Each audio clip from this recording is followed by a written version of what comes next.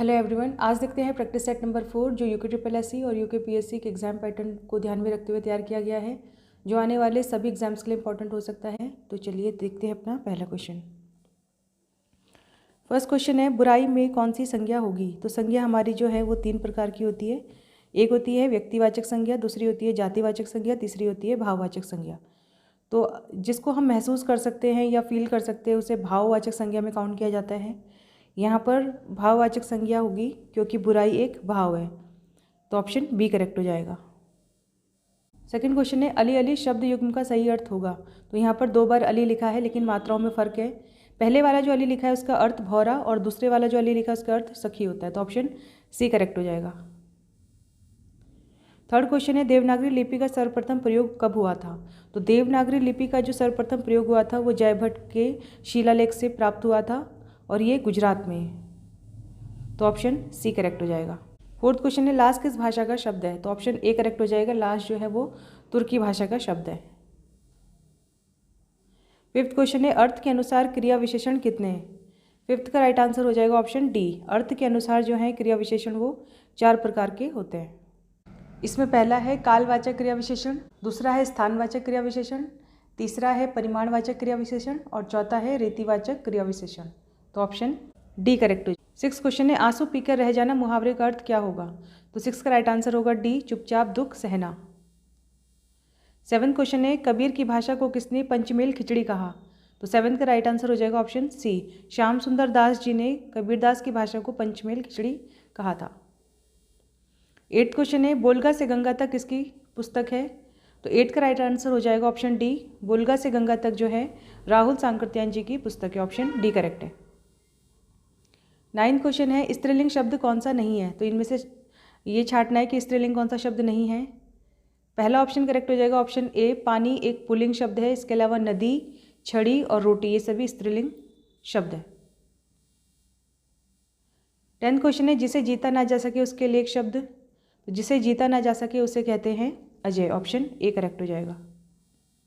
11th question है, भगवान तुम्हारा भला करे, ये किस प्रकार का वाक्य है।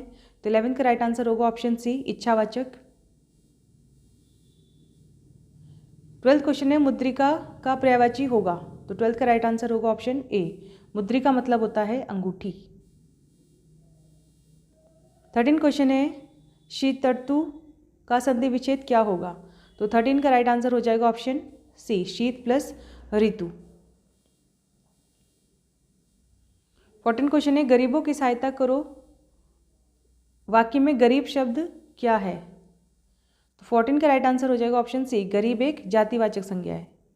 संज्ञा 3 प्रकार की होती है, व्यक्तिवाचक संज्ञा, जातिवाचक संज्ञा, भाववाचक संज्ञा। जिस संज्ञा में पूरे समुदाय या कम्युनिटी को दर्शाया जाए वो होती है जातिवाचक संज्ञा, तो यहाँ पर ऑप्शन सी करेक्ट हो जाएगा। 15 क्वेश्चन है, ले चला सा था मैं तुमको कनक ज्यों भिक्षुक लेकर स्वर्ण झनक में अलंकार कौन सा होगा। यानी कि इस पंक्ति में आपको अलंकार बताना है। 15 का राइट आंसर हो जाएगा ऑप्शन बी, इसमें है उत्प्रेक्षा अलंकार। 16 क्वेश्चन है, प्रधानमंत्री बाढ़ग्रस्त क्षेत्रों का दौरा करेंगे, वाक्य में कौन सा काल है। तो 16 का राइट आंसर हो जाएगा ऑप्शन ए, इसमें है सामान्य भविष्यकाल। 17 क्वेश्चन है, राम लक्ष्मण से पत्र लिखवाता है, इसमें कौन सी क्रिया होगी। 17 का राइट आंसर होगा ऑप्शन बी, इसमें है प्रेरणार्थक क्रिया। अगर एक व्यक्ति किसी दूसरे व्यक्ति से कार्य करवाता है तो क्रिया के अनुसार उसमें हो जाती है प्रेरणार्थक क्रिया, यानी कि एक व्यक्ति प्रेरणा दे रहा है और दूसरा व्यक्ति प्रेरणा ले रहा है। तो यहाँ पर एक प्रेरणा दे रहा है और दूसरा प्रेरक है। 18 क्वेश्चन है, अवर का विलोम होगा। 18 का राइट आंसर होगा ऑप्शन बी, अवर का जो विलोम होता है प्रवर। 19 क्वेश्चन है, इक प्रत्यय लगाने पर सप्ताह का रूप होगा, यानी कि सप्ताह में अगर हम इक प्रत्यय लगा दें तो शब्द क्या बनेगा। तो आंसर हो जाएगा साप्ताहिक, यहाँ पर ऑप्शन बी करेक्ट है, साप्ताहिक। 20 क्वेश्चन है, कौन सा मूल दीर्घ स्वर नहीं है। तो मूल दीर्घ स्वर नहीं है बताना है। स्वर हमारे जो हैं वो 13 होते हैं, अ से लेकर अंग तक, लेकिन उच्चारण के आधार पर 11 स्वर माने जाते हैं। यहाँ पर दीर्घ मूल स्वर बताना है। तो जो हमारे मूल स्वर होते हैं वो होते हैं 4। एक होता है छोटा आ, छोटी ई, छोटा ऊ और री। इसके अलावा जो होते हैं वो दीर्घ स्वर होते हैं। तो इसमें बताने कौन सा नहीं है। ओ इसमें दीर्घ स्वर, मूल दीर्घ स्वर नहीं है, क्योंकि जो मूल दीर्घ स्वर होते हैं उसमें बड़ा आ, बड़ी ई, बड़ा ऊ ये आएगा, और ओ इसमें अ और ऊ को मिला के बना है, अ और ऊ को मिला के बना है, तो ये ओ हो जाएगा, ऑप्शन डी करेक्ट है। 21 क्वेश्चन है, थारू जनजाति में तलाक को क्या कहते हैं? तो थारू जनजाति में तलाक को कहते हैं उरारी, ऑप्शन ए करेक्ट हो जाएगा। 22 क्वेश्चन है, देव संस्कृति विद्यालय कहाँ स्थित है? 22 का राइट आंसर होगा ऑप्शन बी, हरिद्वार में है। 23 क्वेश्चन है, ट्रेल पास दर्रा किस किस को जोड़ता है, यानी कि किस किस के बीच है? तो ट्रेल पास जो दर्रा है वो बागेश्वर और पिथौरागढ़ को जोड़ता है। 23 का राइट आंसर हो जाएगा option C, Bageshwar Pithoragarh. 24 question है, राज्य विधानसभा में आरक्षित सीट कितनी है? तो उत्तराखंड में वर्तमान में जो सीटें हैं विधानसभा की वो 70 सीटें हैं, और आरक्षित सीट मतलब जो रिजर्व सीटें हैं SC ST के लिए वो हैं 15 सीटें। 15 में से 13 जो हैं वो SC की हैं और 2 सीटें ST की हैं, तो रिजर्व सीटें होगी टोटल 15, ऑप्शन डी करेक्ट हो जाएगा। 25 क्वेश्चन है, क्या है जंगल के उपकार, मिट्टी पानी और बयार किस आंदोलन का नारा है? तो 25 का राइट आंसर हो जाएगा यहाँ पर ऑप्शन डी, चिपको आंदोलन का। 26 क्वेश्चन है, राज्य में राष्ट्रीय प्रौद्योगिकी संस्थान कहाँ स्थित है? तो 26 का राइट आंसर हो जाएगा ऑप्शन ए, राज्य में राष्ट्रीय प्रौद्योगिकी संस्थान है पौड़ी में, श्रीनगर पौड़ी में है। 27 क्वेश्चन है, राज्य में आरती की थाली में बनाया गया चित्र कौन सा है? तो जो राज्य में आरती की थाली में चित्र बनाए जाते हैं उन्हें कहते हैं सेली चित्र, ऑप्शन डी करेक्ट हो जाएगा।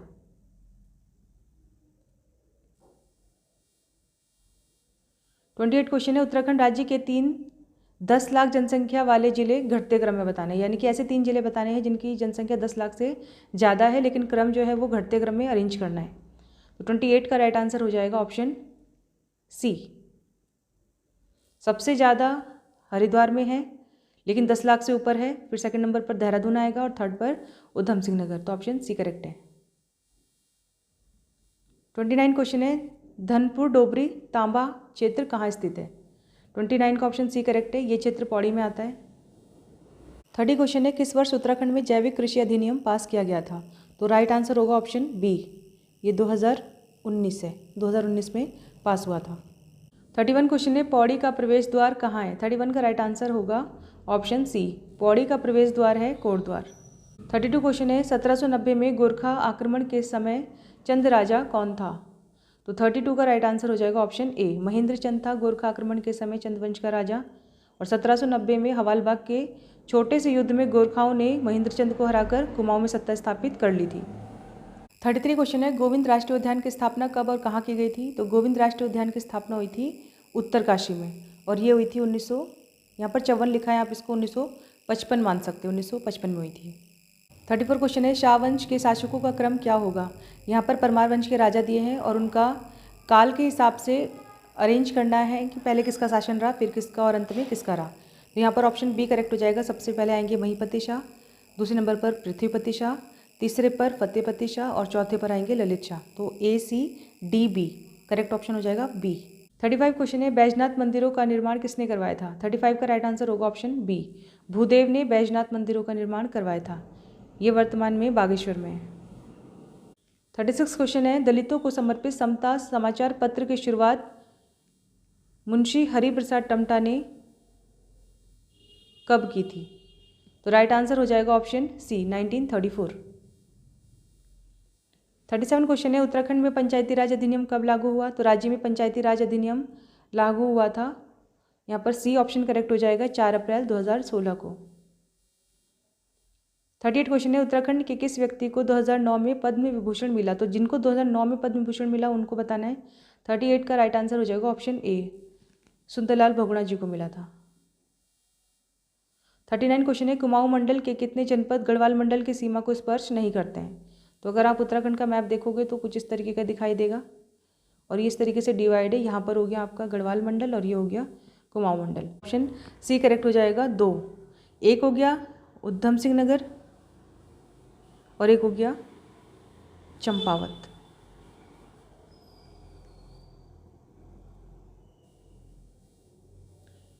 फोर्टी क्वेश्चन है, किस जनजाति के लोग अपने संबंधियों को स्वारा कहते हैं? तो 40 का राइट आंसर हो जाएगा ऑप्शन ए, भोटिया जनजाति के लोग अपने रिश्तेदारों यानी कि संबंधियों को स्वारा कहते हैं। 41 क्वेश्चन है, कूली बेगार प्रथा पुस्तक के लेखक कौन है? 41 का राइट आंसर हो जाएगा ऑप्शन डी, शेखर पाठक जी की पुस्तक है कूली बेगार प्रथा। 42 क्वेश्चन है, हमेल माला पहना जाता है, तो माला भी आगे नाम में, हमेल माला है गले का आभूषण, ऑप्शन बी करेक्ट है। 43 है, नंदा देवी राजात का प्रथम पड़ाव कौन सा है? तो हर 12 वर्ष बाद राज्य में नंदा देवी राजात यात्रा का आयोजन किया जाता है, जो चमोली के कासवा गांव से होमकुंड तक की पैदल यात्रा है 280 किलोमीटर की, जो विश्व की सबसे लंबी पैदल धार्मिक यात्राओं में गिनी जाती है। तो 43 का राइट आंसर हो जाएगा ऑप्शन सी।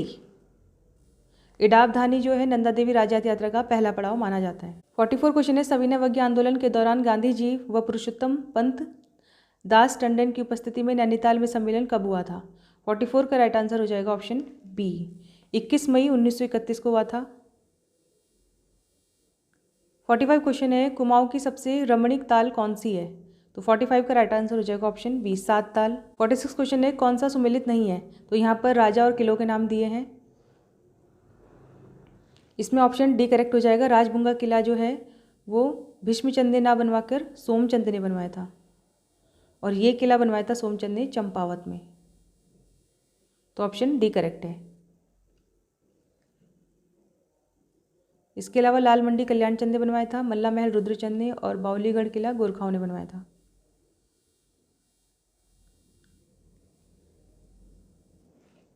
फोर्टी 47 क्वेश्चन है, उत्तराखंड राज्य का प्रथम पशु कस्तूरी मृग राज्य में ऊंचाई तक पाया जाता है, तो कस्तूरी मृग कितनी ऊंचाई तक पाया जाता है बताना है।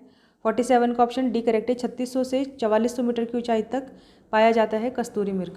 48 क्वेश्चन है, राज्य में प्रयागों का दक्षिण से उत्तर क्रम क्या होगा? तो वैसे तो राज्य में कई प्रयाग हैं, लेकिन 5 प्रयागों का महत्व विशेष है पौराणिक मान्यताओं के अनुसार, जिसमें विष्णु प्रयाग, नंद प्रयाग, कर्ण प्रयाग, रुद्र प्रयाग और देव प्रयाग शामिल है। तो इसमें क्रम बताना है, क्या सही क्रम होगा दक्षिण से उत्तर की ओर।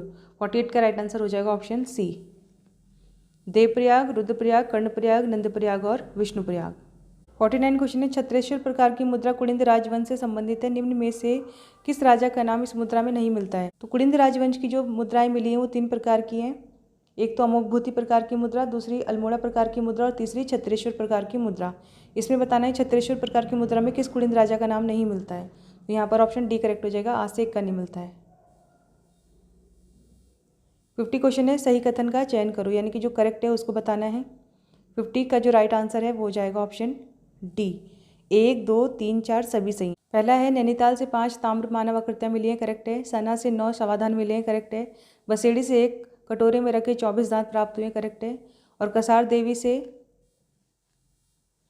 14 नर्तकों की सुंदर शैलचित्र मिले हैं, तो यहाँ पर ऑप्शन डी करेक्ट हो जाएगा, 1, 2, 3, 4 सभी करेक्ट है।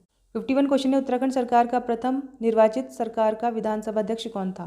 तो उत्तराखंड में निर्वाचित विधानसभा के जो पहले निर्वाचित अध्यक्ष थे, विधानसभा अध्यक्ष, वो थे Yashpal Arya, option D correct हो जाएगा। 52 क्वेश्चन है, राज्य का कौन सा जनपद वृत्त या उच्च हिमालय क्षेत्र में नहीं आता है? 52 का राइट आंसर हो जाएगा ऑप्शन डी, पौड़ी जो है वो वृत्त या उच्च हिमालय क्षेत्र में नहीं आता है, पौड़ी आता है मध्य हिमालय क्षेत्र में। 53 क्वेश्चन है, कत्यूरी काल में नदी घाटियों से आवागमन करने वाले लोगों से सुविधा शुल्क वसूलने वाला अधिकारी क्या कहलाता था? तो 53 का राइट आंसर हो जाएगा ऑप्शन बी, इसको बोलते थे तरपति।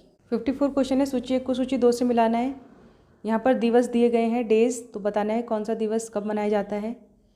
54 का जो राइट आंसर है वो हो जाएगा ऑप्शन सी, पहले आएगा 4, फिर 2, फिर 3, फिर 1, यानी कि उत्तराखंड गौरव दिवस को आप मिला दीजिए 10 सितंबर से, इसमें 1, 2, 3, 4 ऐसे नंबर डाल दीजिए।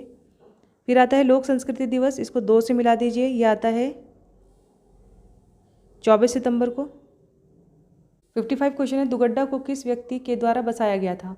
55 का ऑप्शन सी करेक्ट है, धनीराम मिश्र जी ने दुगड्डा को बसाया था, ये पौड़ी में आता है।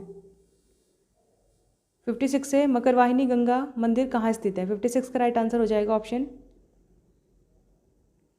सी, मकरवाहिनी गंगा मंदिर हरिद्वार में स्थित है। 57 क्वेश्चन है, राज्य में डोली सेवा योजना कब शुरू हुई थी? 57 का राइट आंसर ऑप्शन सी हो जाएगा, 17 सितंबर 2012 को राज्य में डोली सेवा योजना को शुरू किया गया था। 58 क्वेश्चन है, कुमाऊं गवर्नमेंट गार्डन की स्थापना किस वर्ष हुई थी? 58 का ऑप्शन बी करेक्ट है। 1909 में कुमाऊं गवर्नमेंट गार्डन की स्थापना की गई थी।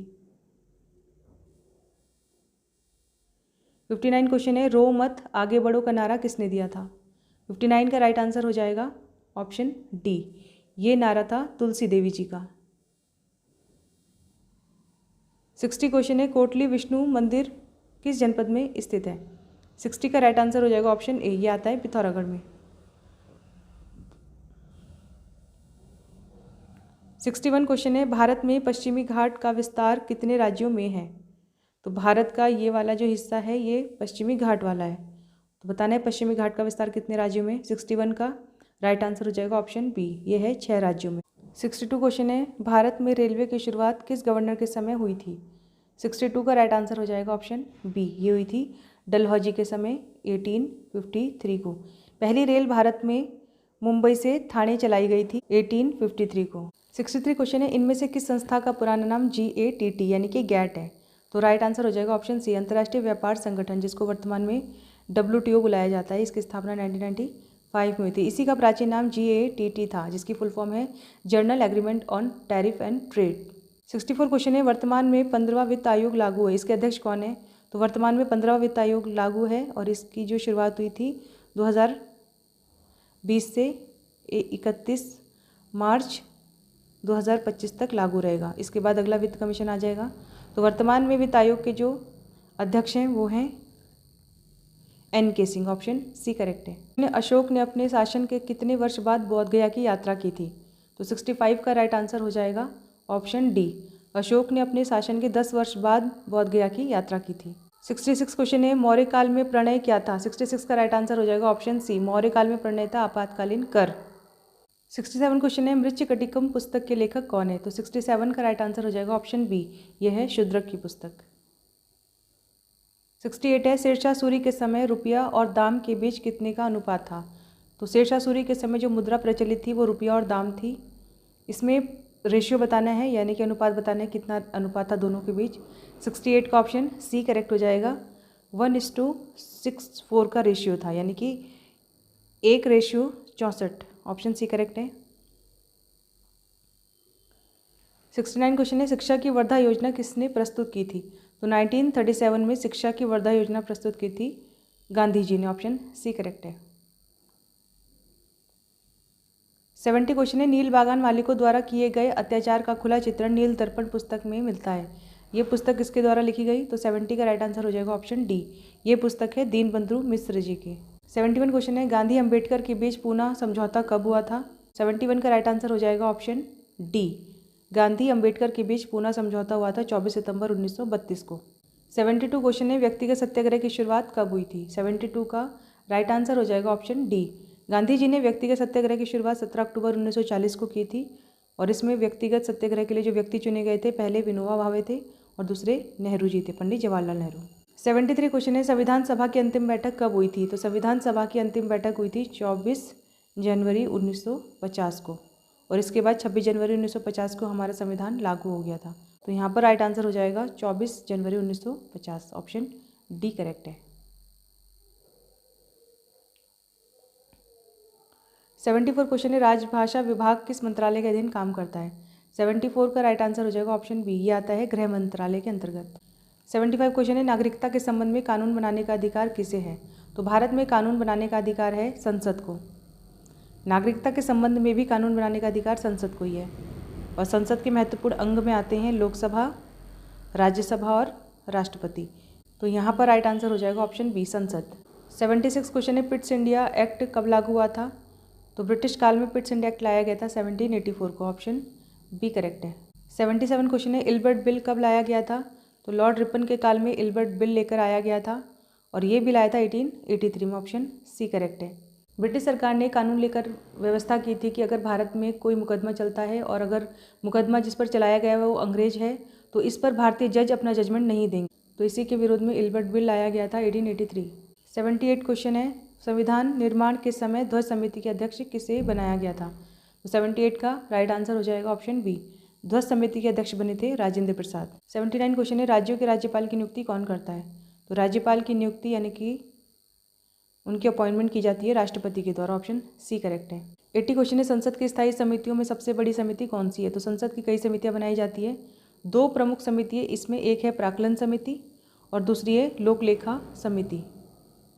तो इसमें बताना है सबसे बड़ी समिति कौन सी है। 80 का राइट आंसर हो जाएगा ऑप्शन ए, प्राक्कलन समिति जो है सबसे बड़ी समिति है, जिसमें 30 सदस्य होते हैं और ये 30 सदस्य जो हैं वो लोकसभा से चयनित होते हैं, जबकि लोक लेखा समिति में होते हैं 22 सदस्य, जिसमें 7 सदस्य तो राज्यसभा से और 15 सदस्य लोकसभा से आते हैं।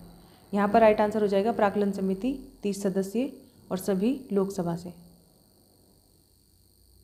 81 क्वेश्चन है, धन विधेयक को राज्यसभा कितने दिनों तक रोक सकती है? तो धन विधेयक के मामले में ज़्यादातर अधिकार लोकसभा और लोकसभा अध्यक्ष के पास है। धन विधेयक है या नहीं इसका डिसीजन भी लोकसभा अध्यक्ष द्वारा लिया जाता है। अगर ये बिल लोकसभा में पास होता है तो राज्यसभा इसे मात्र 14 दिन के लिए रोक सकती है। तो राइट आंसर हो जाएगा ऑप्शन सी, 14 दिन तक। 82 क्वेश्चन है, भारत में पहला राजभाषा आयोग कब बना था? 82 का राइट आंसर हो जाएगा ऑप्शन सी, भारत में पहला राजभाषा आयोग 1955 में बना था। इसका जो गठन है वो राष्ट्रपति द्वारा किया जाता है। 83 क्वेश्चन है, पुरुषों और स्त्रियों को समान काम के लिए समान वेतन किस अनुच्छेद के तहत दिया जाता है?